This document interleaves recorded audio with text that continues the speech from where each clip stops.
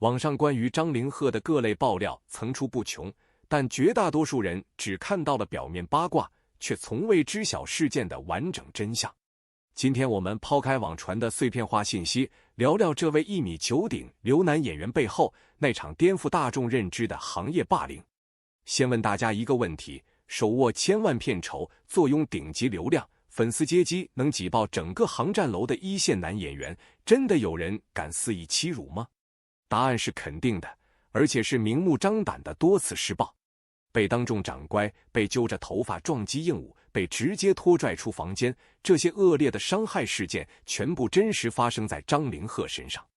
率先曝光這一切的是和他合作出演劇集《逐玉》的搭檔田曦薇，兩人在劇中飾演情侶，戲外也是關係不錯的朋友。田曦薇手中握有現場錄音文件，還有多位在場工作人員的詳細證詞。起初他一直選擇沉默，不願將內情公之於眾，可看着張凌赫的精神狀態、身體狀況一日不如一日，他最終還是選擇挺身而出。但發生的代價無比沉重，他的社交賬號被平台限流，本人遭到不明人士的恐嚇威脅，發布的真相內容也被反覆刪除，多次下架。不聊空泛的猜測和輿論爭議，我們直接還原橫店酒店事件的完整始末。根据內部知情人士的現場口述，事件發生在今年4月下旬。當天，張凌赫結束劇組拍攝工作，剛回到橫店入住的酒店房間，就被幾名身着正裝的陌生男子強行叫走，並非本人自願配合。隨後，他被帶入酒店另一間客房，房門被當場反鎖。房間內聚集了7、8個人，涵蓋影視公司高層、行業資源投資方，還有多名身份無法核實的陌生人員，氣氛十分壓抑。很快，現場局面徹底失控，一行人強行要求張凌赫喝酒應酬。考慮到次日清晨有高強度打戲拍攝，為了不耽誤劇組進度，保證拍攝效果，張凌赫委婉拒絕了喝酒的要求。這句合理的推辭徹底激怒了在場人員。一位戴眼鏡的中年投資方當場翻臉，抬手就狠狠扇了張凌赫一巴掌，巨大的力道讓他險些從座椅上摔落。這還没有結束，對方緊接着揪住他的頭髮，狠狠往茶几上撞擊。房間內其他人不僅沒有勸阻，反而全程圍觀起鬨。整場衝突裡，張凌赫自始至終沒有半點反抗。並非他無力掙脫，而是他心裡清楚，一旦出手反擊，自己辛苦打拼的演藝事業會瞬間崩塌。事後，張凌赫被人直接拖拽出客房，他身上的拍戲戲服沾滿酒水污漬，嘴角破損出血，手腕處也留下了清晰的捆綁勒痕。這一幕幕細節都被當天在場的劇組工作人員私下證實，是絕對真實的現場情況。很多人都會疑惑，一線頂流藝人當眾被霸凌，為何無人制止、無人追責？答案殘酷又現實，沒人敢管，也沒人有能力管。這場衝突從來不是臨時起意的爭執，而是一場精心策劃、蓄謀已久的針對性打壓。拋開輿論傳聞，我們用實打實的痕跡和證據，就能看清張凌赫長期遭受打壓的真實處境。首先能直觀印證一切的，就是他肉眼可見的身體變化。很多人好奇，身高1.9米的張凌赫，如今體重僅有110斤，這個數字足以讓人觸目驚心。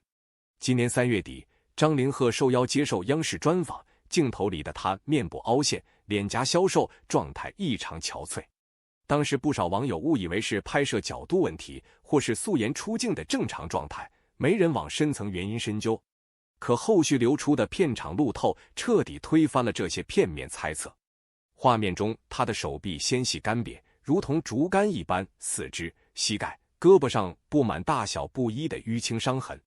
行走時腳步虛浮，身形不穩，整個人看起來虛弱無力。4月底拍攝歸卵期間，還出現過令人揪心的一幕，沒有任何打戲動作，無需高強度發力的情況下，他2次雙腿發軟，當場倒地，始終無法自主站起，最後只能依靠演員林允和現場工作人員搀扶離場。事後工作室發文回應，將原因歸結為低血糖、腿部抽筋，但結合他的身體數據來看，這個說法根本難以服眾。按照健康標準， 1.9米的成年男性，標準體重至少在160斤以上。而張凌赫110斤的體重，對應的 BMI 數值僅為 15.9， 遠低於成年人健康體重底線，屬於重度營養不良，身體機能早已瀕臨透支崩潰的邊緣。或許有人會說，藝人刻意減重是為了貼合上鏡需求。據悉，張凌赫曾為了貼合角色形象，2個月內只食用水煮餐，硬生生減重30斤，將體脂率壓制到 10%。要知道，正常成年男性的健康體脂率區間為 15% 至 20%， 他的身體狀態早已遠超合理減重的範疇。這根本不是藝人自律塑形的結果，而是長期被消耗、被施壓的最好證明。鏡頭無法騙人，反覆出現的淤青、不受控制的摔倒、暴瘦脫相的面容，全部都無法用普通拍戲受傷、刻意減脂來解釋。酒店施暴事件也絕非個案，這只是眾多打壓事件中唯一被外人窺見的一次。長期關注他的網友應該記得，今年4月初的高鐵站風波，當時張凌赫遭到大量私生飯代拍的圍堵貼身拍攝，人群不斷推搡擁擠，有人故意上前衝撞他，還有人將手機直接對到他的面部拍攝。監控畫面裡，他低頭隱忍，眉頭緊鎖，眼眶通紅，狀態瀕臨崩潰。當時相關熱搜詞條刷屏，網友議論紛紛，有人心疼他壓力過大，也有人無端吐槽他矯情敏感。但沒人知道，這場令人窒息的圍堵只是他長期承受的日常騷擾之一。更早的時間線可以追溯到去年，劇組匿名工作人員曾爆料，張凌赫身上的淤青傷痕早已常態化。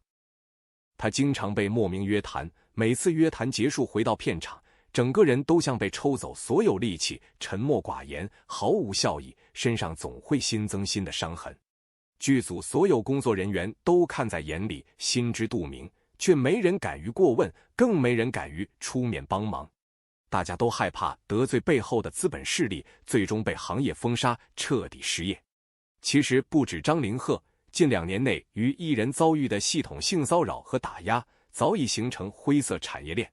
僅2025年1年，就有近20位藝人公開發文，怒斥私生騷擾、業內惡意針對的行為。張彬彬遭遇酒店房間被非法闖入，汪蘇泷健身過程被惡意偷拍，張新成高速行車被車輛長期尾隨逼停。這些看似是粉絲過激的私生行為，背後時則是有組織、有資本撐腰的灰色產業鏈。藝人熱度越高，流量越大，遭遇的針對性騷擾和打壓就越嚴重。張凌赫之所以被重點針對，核心原因很簡單，他爆紅出圈，卻沒有深厚的資本背景兜底。憑借《蒼蘭訣》爆火之前，張凌赫只是無人問津的小透明演員。劇集出圈後，他一躍成為內娛頂流，手握頂級流量、商業價值、影視資源全面暴漲。可在資本眼中，他從來不是一名踏實演戲的演員，只是一台可以無限收割利益的賺錢機器。資本的操控邏輯十分直白，逼迫藝人接手不想拍的劇本，參加不願赴約的酒局，配合所有透支身心的變現活動。乖乖聽話就能穩住流量和資源，一旦拒絕反抗，就會遭遇全方位的打壓、羞辱和消耗。張凌赫的遭遇就是最真實的寫照。此前全網刷屏的粉底液將軍梗，看似是網友自發的玩梗吐槽，實則也是資本精心策劃的輿論劇本。今年3月，有網友吐槽張凌赫妝容厚重，給他取了戲謔的外號。隨後還有業內人士發文批評他塗脂抹粉，毫無男演員風骨，一時間全網嘲諷聲四起。梳理時間線就能發現貓膩，這場全網抹黑風波恰好發生在官媒央視發文盛讚竹玉劇集文化內核之後，剛被官方平台認可誇讚，轉眼就被全網群嘲抹黑。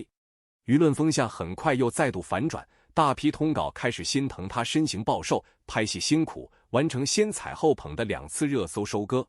全程下來，張凌赫始終保持沉默，沒有一句辯解，沒有一次發聲。他的高光成績、憔悴狀態、沉默隱忍，全都淪為了資本操控輿論、收割熱度的工具。看似風光的頂流身份，實則連自己的形象、口碑、狀態都無法自主掌控。很多人疑惑，藝人遭遇不公對待，有合同、有法律，為何不維權、不反擊？這正是內娛資本最可怕的規則。絕大多數爆紅藝人的經紀合同中都隱藏着嚴苛的對賭協議。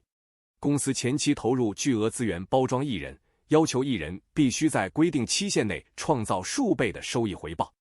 一旦無法完成業績目標，就要承擔巨額賠償。即便打官司維權，漫長的訴訟過程也會徹底消耗藝人的演藝生涯，最終落得被雪藏、被行業封殺的結局。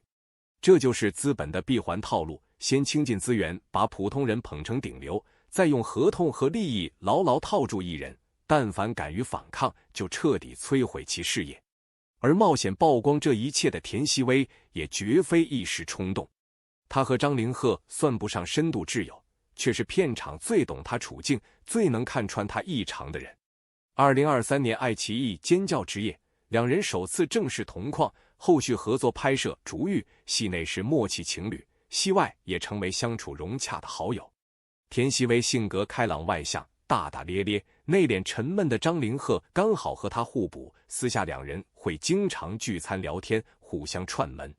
劇組人員透露，張凌赫陷入情緒低谷、狀態低迷時，田曦薇是為數不多能讓他展露笑容的人。也正因如此，他最先發現了張凌赫的異常。他很早就發現張凌赫身上頻繁出現不明淤青，每次被問及緣由，都只會用拍戲磕碰敷衍搪塞。說話時眼神躲閃，不敢對視，肢體也會不自覺顫抖，狀態十分反常。田曦薇早已心生懷疑，只是一直沒有實質性證據。直到4月酒店事件當晚，他途經酒店走廊，無意間聽到房間內傳出物品砸碎的聲響，還有壓抑的悶哼聲，瞬間認出是張凌赫的聲音。他悄悄靠近門縫，錄下了房間內的完整現場聲音。後續他又多方聯絡，找到多位在場工作人員核實細節，完整拼湊出事件的時間、地點、涉事人員和全過程。他清清楚楚知曉曝光真相的後果，會被限流、被威脅、被網暴，甚至影響自己的演藝事業，但他還是選擇了挺身而出。如今事件被壓制，熱度被抹去，可真實的傷害永遠無法掩蓋。1.9米的挺拔身形被消耗到僅剩110斤，片場虛弱倒地，無力起身，當眾被長官揪髮、拖拽羞辱。這些遭遇放在普通人身上是確鑿的故意傷害案件，可放在內娛藝人身上就被包裝成了行業潛規則，藝人必經磨礪。當下2025年，國家已正式出台《影視行業勞動保護條例》，文娛行業綜合治理10條，不斷完善行業規則，整治內娛亂象，行業環境正在逐步改善。我們普通人或許無法直接撼動資本格局，但可以拒絕成為資本操控輿論的工具。不盲從刻意帶節奏的輿論劇本，不參與跟風抹黑或刻意共情的流量狂歡，不把藝人當成供人消遣的娛樂消費品。在真相被掩蓋、不公被漠視的時候，多一份質疑，多一份關注，多一次轉發，就能讓更多人看見內娛真實的亂象。全網始終流傳着一個熱議話題：張凌赫為何能駕馭所有風格造型，打造出教科書級別的時尚穿搭？他能讓頂奢大牌褪去疏離的豪門感，揉入溫潤的人間煙火，也能把橫店片場的日常走出國際時裝周的高級質感。真正的頂級時尚鬆弛感，從來不只依靠1.9米的優越身形。這份獨樹一幟的時尚魅力，讓他被網友蓋章為人間邁巴赫，成為內娛時尚賽道的標杆人物。作為理工科霸總跨界入局娛樂圈的藝人，張凌赫踏入演藝圈後，順勢登頂內娛時尚天花板。2025年，他首次亮相戛納紅毯，原生生圖質感遠超精修大片，得天獨厚的東方骨相，完美兼容西式審美，被外媒盛讚為行走的文藝復興雕塑。此次戛納之行，他拿下 Gucci 2025秋冬墨綠絲絨西裝全球首穿，將寬肩窄腰的絕佳身材比例展現得淋漓盡致，190厘米的黃金身形優勢被發揮到極致。原相機這一穿搭照妖鏡，在他身上化作氛圍感濾鏡，100萬精修後期完全沒有用武之地。在紅毯全員千篇一律的燕尾服造型中，張凌赫的墨綠絲絨大衣憑借面料獨有的流动光澤感，輕鬆鎖定全場焦點，成為整場紅毯的最大高光。轉身時一腳翻飛的飄逸姿態，融合瀟灑從容的東方氣韻，被紅毯權威榜單 RCC 評為年度突破性男裝時刻。他也成為該榜單史上第2位擁有專屬專欄的中國男星。這套出圈造型的全網轉載量遠超同場其他男星 47%， 成功入選美版 Vogue 年度最佳紅毯造型，被頂級時尚刊物 Variety 冠以東方審美標杆的稱號。不同於其他藝人紅毯刻意爭豔的姿態，張凌赫的每一次亮相都如同呈現一本全新的時尚教科書。同一身絲絨西裝被他穿出雙重極致反差質感，白晝是復古精緻的藝術雕塑，夜幕則化身清冷禁欲的豪門貴公子。受邀出席開雲集團高端晚宴時，他身着全套黑色絲絨西裝，低調內斂的版型暗藏奢華質感，氛圍感拉滿。無需繁複配飾加持，僅依靠利落剪裁與多元面料的層次碰撞，勾勒出清瘦俊逸的完美骨架，真正實現了人駕馭衣物而非衣物襯人。貴氣質感與鬆弛氛圍被他精準拿捏，主打不費力卻穩穩勝出的時尚內核，而這份游刃有餘的底氣根植於他刻在骨子裡的自律。從曾經體態圓潤被調侃為胖版李敏鎬的普通素人，到如今體脂率 10% 的建模臉男神，張凌赫的顏值與氣質進階，依托理工科極致嚴謹的思維模式。他精準把控飲食與體態管理，每一套穿搭，每一處造型細節都精緻到髮絲，將自身優越的身形條件發揮到極致。早期穿搭偏愛乾淨利落的層次設計，靠挺拔身形搶佔視覺焦點。隨着時尚閱歷不斷沉澱，他徹底解鎖風格自由，能夠輕鬆駕馭各類高端造型，成為內娛罕見的風格主宰者。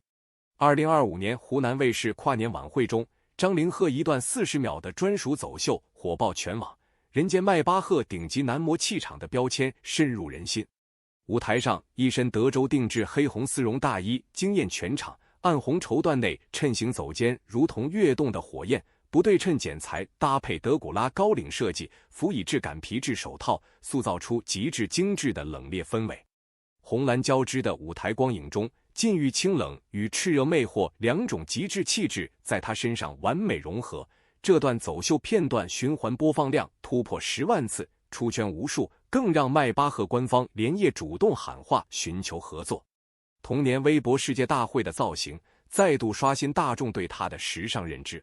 僅憑一根權杖配飾便撐起上位者的強大氣場，漫不經心撩開珠簾的動作自帶從容不迫的掌控力，張揚又不失分寸的氣質完美適配高飽和奢華配色。在怡蓮品牌線下直播活動中，他以酒紅色皮質外套搭配內斂緞面襯衫，狂野與溫柔的風格碰撞，打造出復古奢華的反差魅力。井號張凌赫皮衣封神井號話題火速登頂熱搜，整場直播回看人次突破 1.8 億，熱度居高不下。Vogue 為其打造的紅刃破白蟒主題造型，成為他時尚履歷中最濃墨重彩的一筆。高定純白西裝點綴紅銀閃鑽，手持銀劍與紅玫瑰，搭配細膩蕾絲手套，清冷質感中暗藏凜冽鋒芒。純白靜謐的視覺氛圍裡，一抹鮮紅破局而出，以花為刃，向心而戰，賦予穿搭獨特的敘事感。對張凌赫而言，色彩從來不是單純的穿搭裝飾，而是表達自我態度的時尚語言。每一套造型都是他個性與氣質的延伸，這份獨一無二的敘事性時尚，讓兩大頂奢集團爭相將他定為品牌人形看板。他是95後內娛唯一實現雙頂奢全品類覆蓋的男藝人，同時手握開雲、LVMH 兩大奢侈品集團資源，完美平衡 Gucci 的復古先鋒與寶格麗的古典貴族氣質，成為兩大頂奢的天選代言人。Gucci 經典設計中復古又叛逆的內核，與張凌赫理工學霸的嚴謹、跨界逐夢的果敢高度契合，沉澱出獨屬於他的張氏復古時尚美學。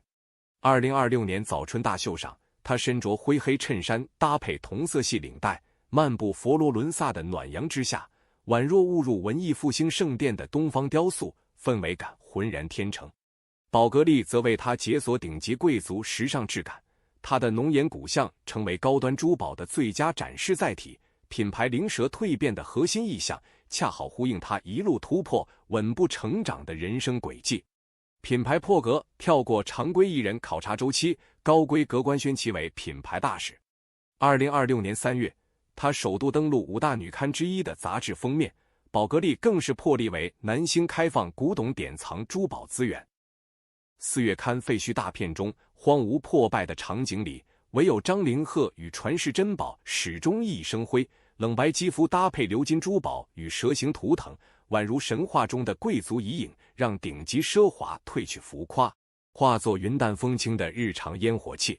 從國際頂奢秀場到橫店影視片場，張凌赫隨時隨地都能穿出天花板級別的造型質感，真正實現了場景不限、風格不設限的時尚統治力。褪去紅毯與高定的華麗盛裝，他將獨有的鬆弛美學完美融入日常生活私服穿搭，形成極具個人特色的穿搭體系。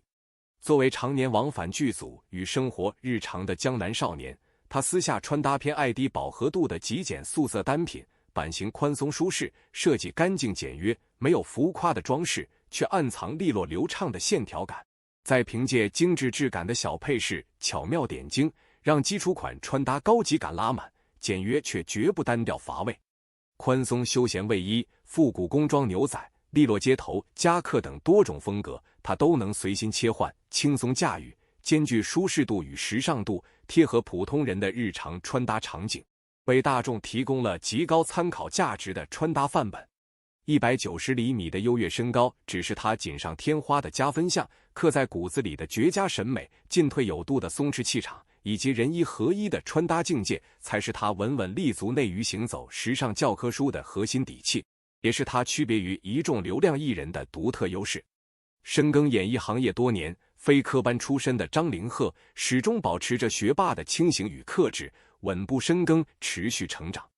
初入行業時，他的表演青澀稚嫩，回看早期作品，總能清晰發現自身演技與狀態的短板。原生家庭嚴苛的教育環境，讓他養成嚴謹自律、追求極致的性格，也讓他曾缺乏安全感，不擅長表達自我。而演藝這份需要共情與表達的職業，倒逼他不斷突破自我，完善性格。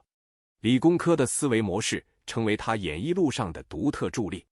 面對演技短板、觀眾評價與行業難題，他習慣追根溯源，拆解問題，取其精華，去其糟粕，從每一部作品、每一條評價中汲取成長養分。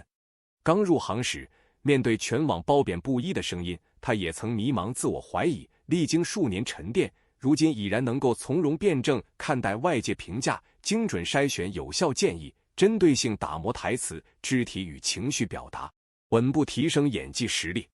在角色塑造上，他始終穩紮穩打，量力而行，堅持先沉澱自我，吃透能力範圍內的角色，再逐步拓寬戲路。他深諳演員與作品雙向成就的道理，始終保持謙遜心態，認為優質作品是全員合力的成果，而演員的成長永遠依托於優質劇本、優秀團隊與自身的持續精進。在《櫻桃琥珀》中，他飾演的喬西與自身成長經歷高度契合，同樣的理科出身，嚴苛的成長環境讓他深度共情角色的缺愛與掙扎，憑借細膩的演繹，賦予角色真實的生命力，也在塑造角色的過程中完成了自我認知與心態的成長。而在治癒系現偶《愛你》中，他打破固有形象，塑造出溫柔又帶點悶騷的中醫和蘇葉，跳出傳統溫柔人設的桎梏，用細膩的細節設計讓角色鮮活立體。他精準詮釋出成年人愛情細水長流的雙向奔赴，將平淡日常中的浪漫與治癒娓娓呈現，讓觀眾感受到愛情最真實的模樣。對待每一個角色，他都秉持極致的認真與敬畏，提前打磨細節，鑽研人設，不斷突破自我，解鎖全新表演風格。熒幕之外的張凌赫，性格溫柔通透，清醒真誠。他擁有一雙共情力滿滿的溫柔眼眸，待人謙和真誠。對待演藝事業，他始終心懷敬畏，穩步前行；對待生活，他鬆弛隨性，低調內斂。不局限於現有角色賽道，他始終渴望突破自我，期待嘗試消防員等正能量多元角色，不斷拓寬演藝邊界。面對粉絲與大眾的喜愛，他始終謙遜從容，坦然接納自身的優缺點，在流量與熱度中保持清醒，在成長與沉澱中持續精進。